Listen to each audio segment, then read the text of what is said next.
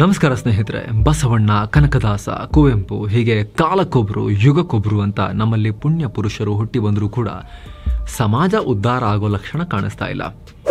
ಜಾತಿ ಜಗಳ ನಿರಂತರವಾಗಿದೆ. ಜಾತಿ ಹೆಸರಲ್ಲಿ ಮನುಷ್ಯರು ನಾವು ಬೇರೆ ನೀವು ಬೇರೆ ಅಂತ ಅಂದ್ಕೊಂಡು ಹೊಡೆದಾಡೋದು.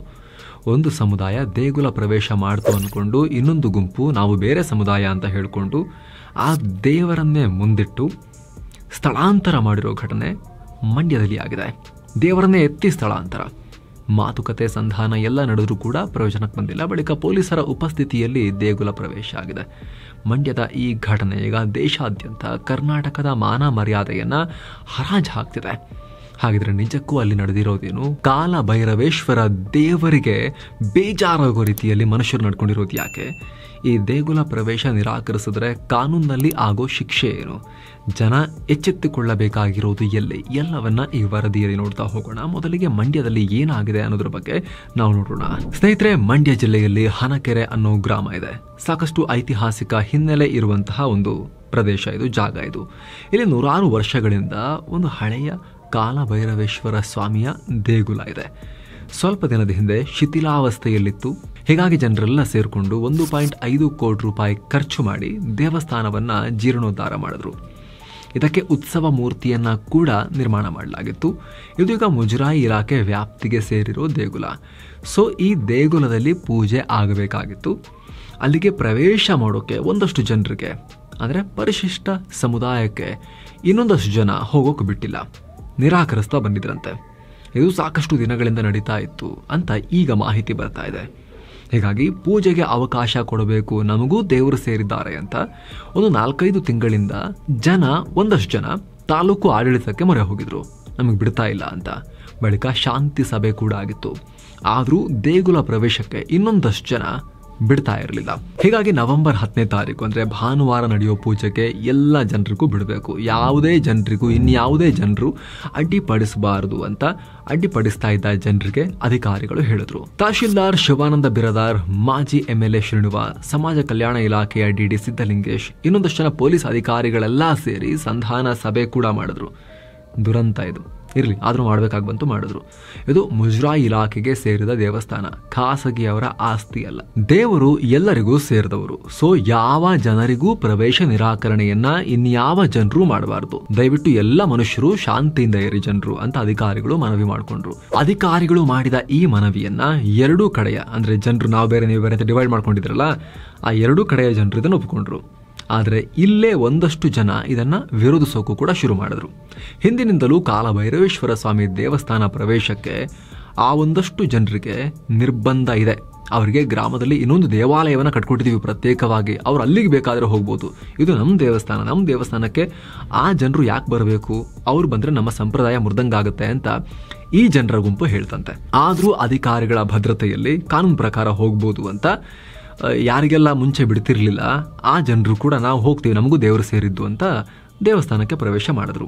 ಈ ಟೈಮ್ನಲ್ಲಿ ದರ್ಶನಕ್ಕಿಟ್ಟಿದ್ದ ದೇವರ ಮೂರ್ತಿಯನ್ನೇ ಯಾರಿಗೆಲ್ಲ ಅಸಮಾಧಾನ ಇತ್ತು ಆ ಜನರ ಗುಂಪು ಹೊರಗೆ ತಗೊಂಡು ಹೋಗ್ಬಿಟ್ಟಿದೆ.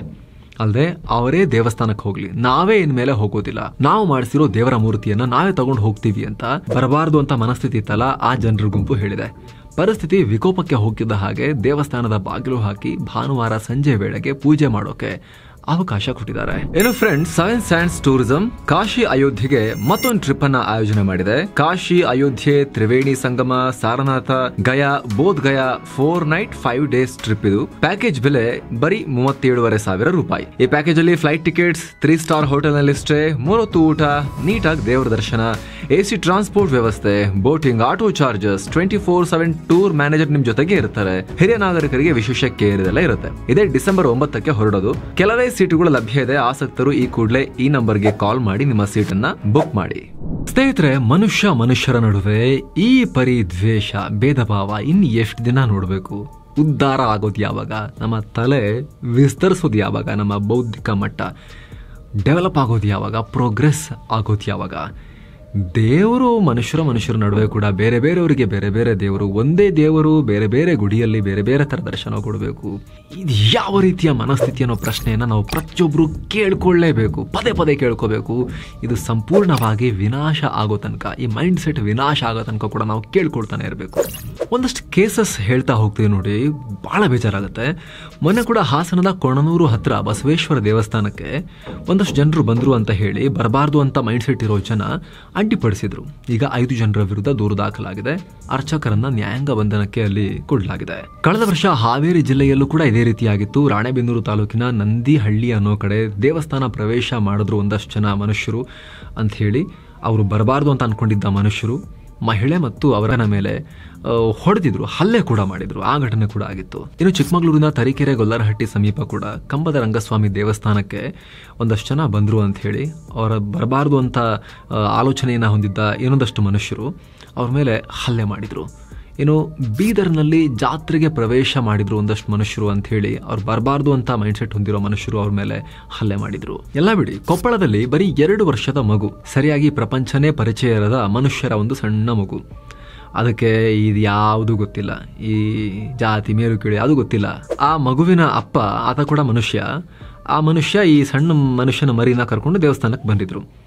ಆಗ ಆ ಮಗು ಅಚಾನಕ್ಕಾಗಿ ದೇವಸ್ಥಾನದ ಒಳಗೆ ಹೋಯಿತು. ಅದಕ್ಕೆ ರೊಚ್ಚಿಗೆದ್ದಂಥ ಅಲ್ಲಿದ್ದಂಥ ಇನ್ನೊಂದಷ್ಟು ಮನುಷ್ಯರು ಮೈಲಿಗೆ ಆಗಿದೆ ಅಂತ ರಂಪ ಮಾಡಿ ಆ ಮಗುವಿನ ಹೆತ್ತವರಿಗೆ, ಆ ಮನುಷ್ಯರಿಗೆ ದಂಡ ಹಾಕಿ ದೇವಸ್ಥಾನ ಅಶುದ್ಧ ಆಗಿದೆ, ಶುದ್ಧಿ ಮಾಡಬೇಕು ಅಂತ, ಅದಕ್ಕೆ ತಗುಲೋ ವೆಚ್ಚ ಕೂಡ ನೀನೇ ಕೊಡಬೇಕು ಅಂತ ಈ ಮನುಷ್ಯರು ಆ ಮನುಷ್ಯರ ಹತ್ರ 25,000 ವಸೂಲಿ ಮಾಡಕ್ಕೆ ಹೊರಟಿದ್ರು.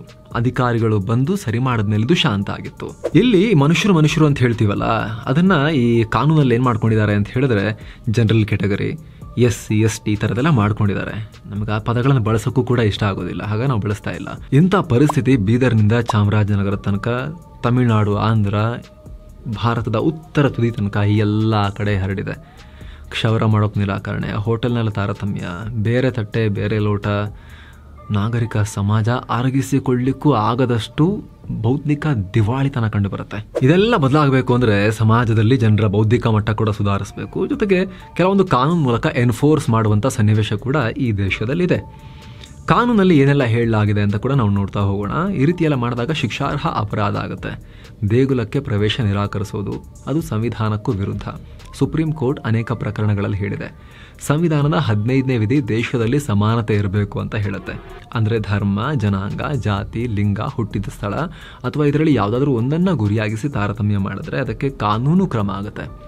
ಆರ್ಟಿಕಲ್ 17 ಅಸ್ಪೃಶ್ಯತೆಗೆ ಅವಕಾಶನೇ ಇಲ್ಲ ಅಂತ ಹೇಳುತ್ತೆ. ಆರ್ಟಿಕಲ್ 25 ದೇಶದ ಎಲ್ಲ ಜನರು ತಮಗೆ ಇಷ್ಟ ಬಂದ ಧಾರ್ಮಿಕ ಆಚರಣೆಗಳನ್ನು ಮಾಡೋ ಹಕ್ಕನ್ನು ಕೊಟ್ಟಿದೆ. ಭಾರತದಲ್ಲಿ the protection of civil rights act 1995 ಹಾಗೆ the protection of civil rights rules 1977 ಅಂತೆಲ್ಲ ಇದೆ. ಇದರಲ್ಲಿ ಸ್ಪಷ್ಟವಾಗಿ ಅಸ್ಪೃಶ್ಯತೆ ಆಚರಣೆಗಳನ್ನು ನಿಷೇಧ ಮಾಡೋಕೆ ಹೇಳಲಾಗಿದೆ. ರಾಜ್ಯ ಮತ್ತು ಕೇಂದ್ರ ಸರ್ಕಾರಗಳು ಇದನ್ನು ಯಾವುದೇ ಕಾರಣಕ್ಕೂ ನೆಗ್ಲೆಕ್ಟ್ ಮಾಡೋಂಗಿಲ್ಲ. ಕಡ್ಡಾಯವಾಗಿ ಇದನ್ನು ಕರೆಕ್ಟಾಗಿ ಜಾರಿಗೊಳಿಸಬೇಕು ನಿಯಮಗಳನ್ನು ಅಂತ ಸ್ಟ್ರಿಕ್ಟ್ ರೂಲ್ಸ್ ಇದೆ. ಈ ಕಾಯ್ದೆಯ ಸೆಕ್ಷನ್ 3ರ ಪ್ರಕಾರ ಸಾರ್ವಜನಿಕ ಸ್ಥಳಗಳಿಗೆ ಅಂದರೆ ದೇಗುಲಗಳಿಗೆ, ನೀರಿನ ಮೂಲಗಳಿಗೆ ಯಾವುದೇ ವ್ಯಕ್ತಿಯನ್ನು ನಿರ್ಬಂಧಿಸುವುದನ್ನು ಅಸ್ಪೃಶ್ಯತೆ ಅಂತ ಪರಿಗಣಿಸಲಾಗುತ್ತೆ. ಅಂಗಡಿಗಳು, ರೆಸ್ಟೋರೆಂಟ್ಗಳು, ಹೋಟೆಲ್ಗಳು ಹಾಗೆ ಸಾರ್ವಜನಿಕ ಮನರಂಜನಾ ಸ್ಥಳಗಳು, ಸ್ಮಶಾನಗಳಿಗೆ ನಿರಾಕರಣೆ ಮಾಡಿದ್ರೆ ಅದು ಕಾನೂನಿನ ಉಲ್ಲಂಘನೆ ಆಗುತ್ತೆ. ಸೆಕ್ಷನ್ 5ರ ಪ್ರಕಾರ ಔಷಧ ಮಳಿಗೆಗಳು, ಎಜುಕೇಷನಲ್ ಇನ್ಸ್ಟಿಟ್ಯೂಷನ್ಗೆ ಪ್ರವೇಶವನ್ನು ನಿರಾಕರಣೆ ಮಾಡೋ ಹಾಗಿಲ್ಲ. ಒಬ್ಬ ವ್ಯಕ್ತಿಗೆ ಸರಕು ಮತ್ತು ಸೇವೆಗಳನ್ನು ಕೊಡೋದಕ್ಕೆ, ಮಾರಾಟ ಮಾಡೋದಕ್ಕೆ ನಿರಾಕರಣೆ ಮಾಡೋ ಹಾಗಿಲ್ಲ. ಏನು ಜಾತಿ ಹಾಗೂ ಇನ್ನಿತರ ಹೆಸರಲ್ಲಿ ಯಾವುದೇ ಮನುಷ್ಯರನ್ನು ಅಪಮಾನಿಸೋದು, ಮಾನಸಿಕ ದೈಹಿಕ ಕಿರುಕುಳ ಮಾಡೋದನ್ನು ಸಂವಿಧಾನ ಬ್ಯಾನ್ ಮಾಡುತ್ತೆ. ಅದನ್ನೆಲ್ಲ ಮಾಡಿದ್ರೆ 5-10 ವರ್ಷ ಅಲ್ಲ, ಜೀವಾವಧಿ ತನಕವೂ ಕೂಡ ಶಿಕ್ಷೆಗೆ ಅವಕಾಶ ಇದೆ. ಮರಕುಂಬಿ ಕೇಸೆಲ್ಲ ಆಯ್ತಲ್ಲ, ಆ ರೀತಿಯ ಶಿಕ್ಷೆಯನ್ನು ಕೊಡೋಕೆ ಕಾನೂನಲ್ಲೇ ಪ್ರಾವಿಷನ್ಸ್ ಇದೆ. ಜೊತೆಗೆ ಈ ಕಾಯ್ದೆಯನ್ನು ಯಾವುದೇ ಸರ್ಕಾರಿ ಅಧಿಕಾರಿಗಳು ನಿರ್ಲಕ್ಷ್ಯ ಮಾಡಿದ್ರೂ ಕೂಡ ಅದಕ್ಕವರು ಬೆಲೆ ತೆರಬೇಕಾಗಿರುತ್ತೆ.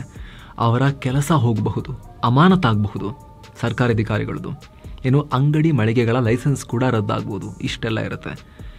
ಈ ಕಾನೂನು ಕಾಯ್ದೆ ಒಂದು ಕಡೆ, ಆದರೆ ಮನುಷ್ಯರು ಕಾಲ ಕಳೆದಾಗೂ ಕೂಡ ಎವಾಲ್ವ್ ಆಗಬೇಕಲ್ಲ, ಬುದ್ಧಿ ವಿಕಸನ ಆಗಬೇಕಲ್ಲ.